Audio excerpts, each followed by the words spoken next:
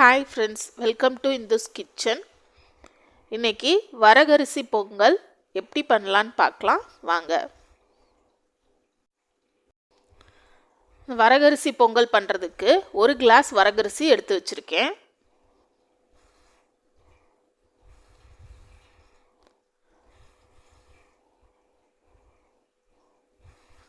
இப்போ இந்த வரகரிசியை ஒரு 2 தடவை நல்லா கழுவி எடுத்துக்கலாம். நல்லா கழுவி எடுத்தாச்சுங்க.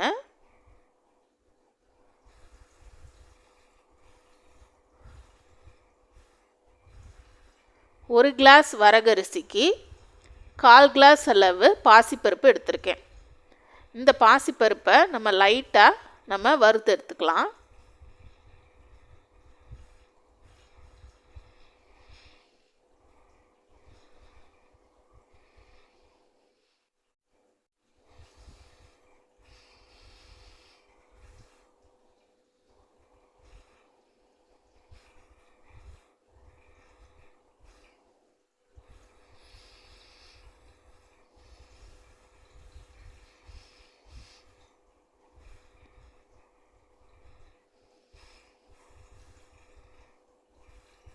பாருங்கள், நல்லா வறுபட்டுருச்சு.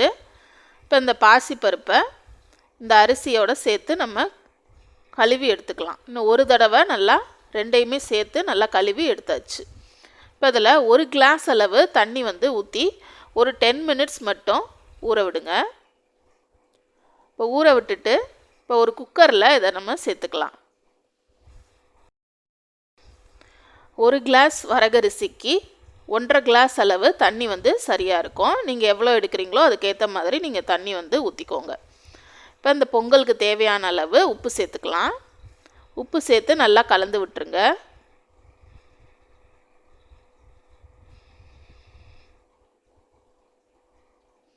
இப்போ குக்கரை க்ளோஸ் பண்ணி ஒரு 2 விசில் விட்டு எடுத்துக்கலாம். நம்ம ஒரு 10 மினிட்ஸ் ஊற வச்சுருக்கனால 2 விசில்லையே நல்லாவே வெந்துடும். இப்போ ஒரு கடாயில் கொஞ்சமாக நெய் ஊற்றிக்கோங்க.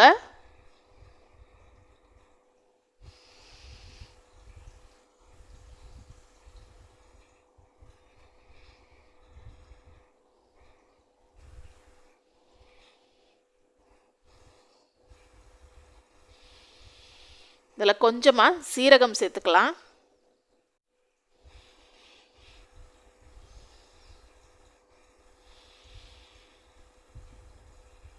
கொஞ்சமாக மிளகு சேர்த்துக்கோங்க.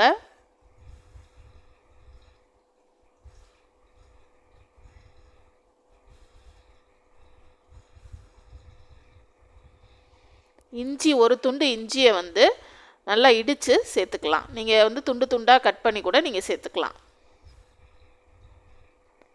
கொஞ்சமாக முந்திரி பருப்பு சேர்த்துக்கலாம்.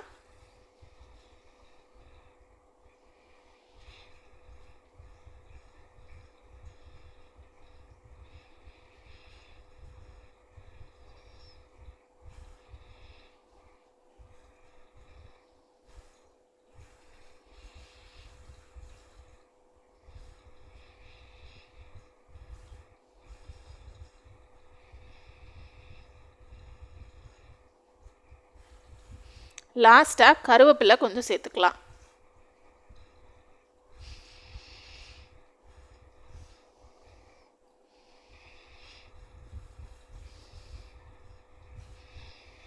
இப்போ இந்த தாளிப்பை எடுத்து வச்சிடலாம்.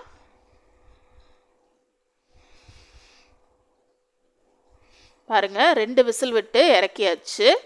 நல்லா குலைவாக வெந்துருச்சு. இப்போ இதில் நம்ம தாளித்து வச்சுருக்கிற அந்த கலவையை சேர்த்துக்கலாம். வெந்திருக்கு. பொங்கல் ரெடி ஆயிடுச்சுங்க. இன்னும் கூட நெய் வேணும்னா நீங்கள் சேர்த்துக்கோங்க. அவ்வளோதாங்க, வரகரிசி பொங்கல் ரெடி ஆயிடுச்சு. ரொம்ப ஹெல்த்தியான ஒரு ரெசிபி, ரொம்ப டேஸ்ட்டாகவும் இருக்கும். கட்டாயம் அதை ட்ரை பண்ணி பாருங்கள். தேங்க்யூ ஃப்ரெண்ட்ஸ், தேங்க்ஸ் ஃபார் வாட்சிங். லைக் பண்ணுங்கள், ஷேர் பண்ணுங்கள், சப்ஸ்கிரைப் பண்ணுங்கள்.